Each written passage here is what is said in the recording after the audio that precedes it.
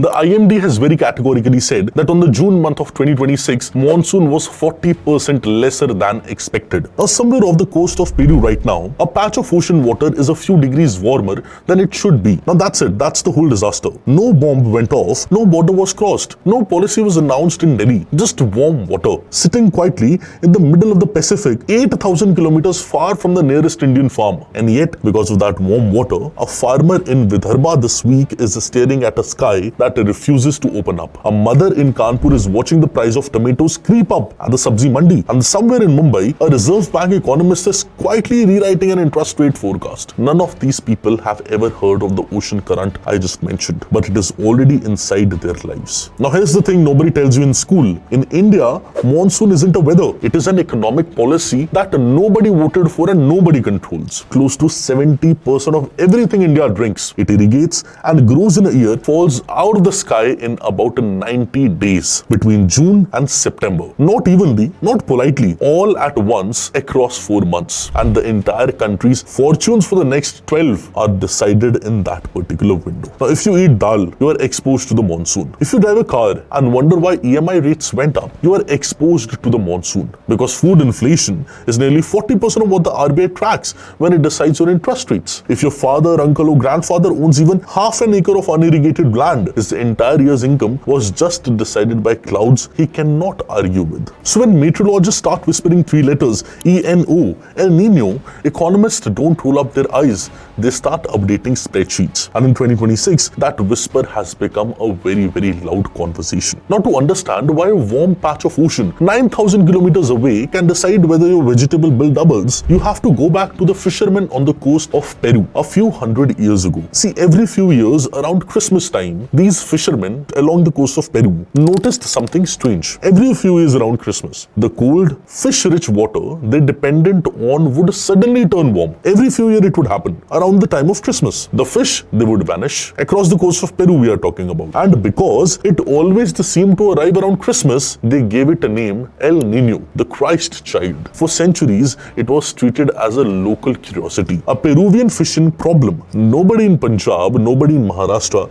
had any reason to care about warm water near South America. Then, in the late 19th century, a British scientist named Gilbert Walker was sent to India with one job: figure out why the monsoon sometimes failed without warning. Because a failed monsoon back then didn't just mean expensive onions, it meant famine. Walker spent years staring at pressure data across the Pacific and the Indian Ocean, and he found something nobody expected. The atmosphere over the Pacific behaves like a seesaw. When pressure rises on one side, it falls on the other in a rhythm that stretches all the way to India, and he called that rhythm as Southern Oscillation, SO. It took another 50 years for the scientists to connect Walker's seesaw in the air to the warmer water the Peruvian fishermen had been describing for centuries. Same phenomenon, 2 symptoms. One name that stuck, which is El Niño Southern Oscillation, ENSO. In short form we call it as ENSO. Now here's the mechanism, and this is the part that actually matters. In a normal year, that trade winds blows steadily from east to west across the Pacific. Simple. Pushing warm water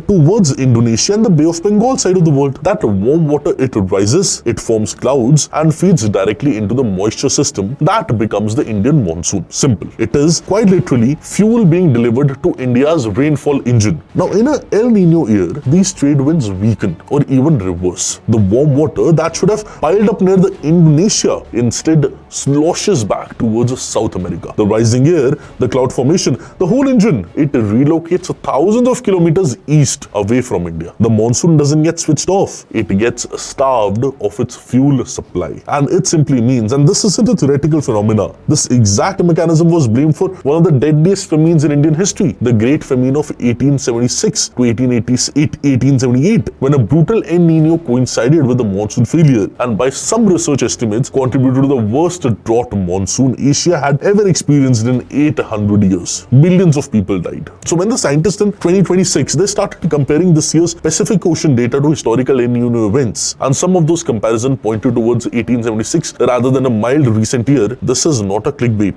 That is meteorologists being genuinely nervous about this year's monsoon. Now here's where the story stops being a history lesson and it becomes something happening to you right now this particular year. See, in May of 2026, the IMD, Indian Meteorological Department, made a forecast that quietly quietly alarmed a lot of economists. Rainfall for the entire season at 90% for the long average period, with roughly a 60% chance of the monsoon actually turning out deficient. That's IMD's own language, not an activist language, not TV panel's language, a government's weather agency saying in effect that you brace yourself. Then came the first surprise. The monsoon didn't even show up on time. It reached Kerala on June 4th, 3 days behind its normal date. A small delay on paper, but a delay that matters because every day lost at the start compounds as the system pushes north. Second surprise, and this one is the gut punch of the data story. June 2026 turned out to be India's 5th driest June since records began in 1901. Not 5th driest in a decade, 5th driest in 125 years. The country received under 100 millimeters of rain against a normal of over 165. A nationwide deficit pushing close to 40%. 24 out of India's 36 meteorological subdivisions were sitting in a deficit.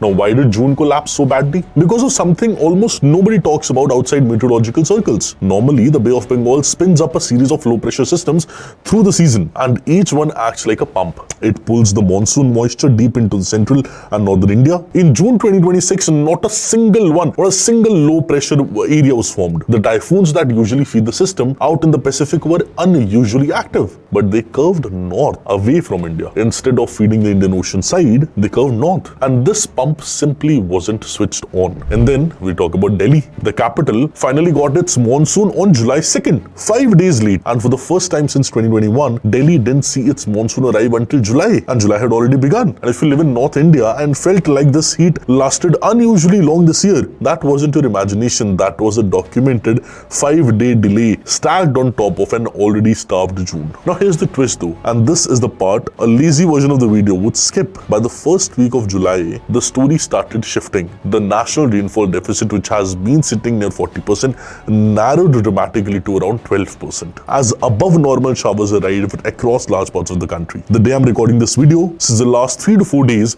it has been raining very heavily in Delhi, continuously since the last 3-4 days. The Prime Minister's office itself held a review meeting and made a point of saying publicly that an El Niño year does not automatically mean a bad monsoon. It's much trickier than this, and that's not the government being defensive. That's the government being honest about something economists have known for decades. El Niño loads the dice. It does not fix the outcome. Please understand this. Some of the worst monsoon years in Indian history happened without any El Niño at all, and some El Niño years turned out completely normal. What changed India's risk calculation this year wasn't just El Niño showing up, it was El Niño showing up at the exact same time as no low pressure systems was formed. A delayed onset and a genuinely worrying NOAA forecast that gave this event roughly an 80% chance of developing and a very high chance of lasting all the way into the winter. Now, so where does India actually stand in all this? What's really at risk and what has changed since 1876? See, start off with the numbers that surprises most people. Let's start with this. Agriculture is now only about 15 to 18% of India's GDP. That sounds very small. It sounds like the kind of the number that should let India shrug off a bad monsoon. Except agriculture still employs close to 46% of India's entire workforce. And it touches directly or indirectly more than half of the population. A sector that's a small slice of GDP but supports half the country's people is not a sector you can afford to ignore. It's the difference between an economy's engine and an economy's nervous system. Economists who track ENSO cycles have run the numbers on exactly this trade-off, and the pattern is remarkably consistent. In El Niño years, Indian agriculture growth has historically contracted by around 1% compared to roughly 4.5% growth in a normal year, a swing worth close to a full percentage point of a national growth GDP. That's not a farmer's problem anymore. That's a national growth rate problem as well. And it doesn't stay in the fields.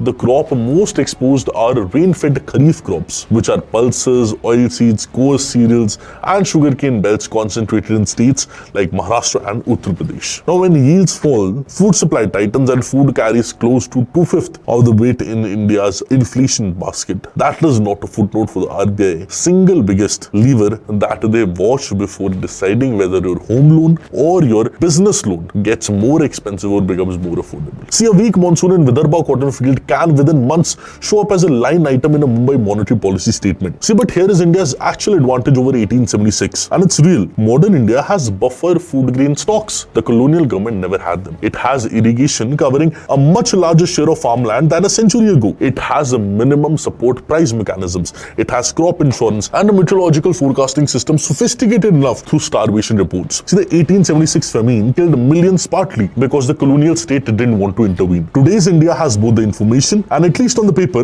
the institutional will to intervene early, and that is the genuine difference between a weather event and a catastrophic event. Should be very clear with this. Now here's one thing which is worth remembering after you close this video. El Niño doesn't ask for your permission before it changes your grocery bill. A patch of ocean near Peruvian coast, that most Indians will never see in their lifetime can decide months in advance whether a farmer in Vidarbha profits or falls. Whether your dal costs 40 rupees more per kilo, and whether the RBI raises or holds interest rate on your next loan. See, the monsoon is not a footnote to India's economy. In a very real sense, it is India's economy's opening move every single year, and everything else, which is GDP targets, inflation forecast, budget assumptions, is really just India's response to a decision the Pacific Ocean already made back in the month of May. See, the most dangerous myth about India's economic growth story, it has somehow floated free of the monsoon. It hasn't. It has just gotten better at absorbing the shock for now. So we have been better since the last time in absorbing the shocks which is caused by the monsoon. See, here is what I keep coming back to. Every economist, every government press release this year has repeated the same reassurance again and again. India is less agriculture dependent than it used to be, so we can absorb a bad monsoon better than in 1876, better than in 2009, better than in 2015. But climate scientists are also telling us something else in the same breath, that as global warming accelerates, El Niño events themselves are expected to become more frequent and potentially more extreme. As the global warming accelerates, El Niño events themselves are expected to become more frequent, potentially more extreme, and that too in the coming decades. So ask yourself this: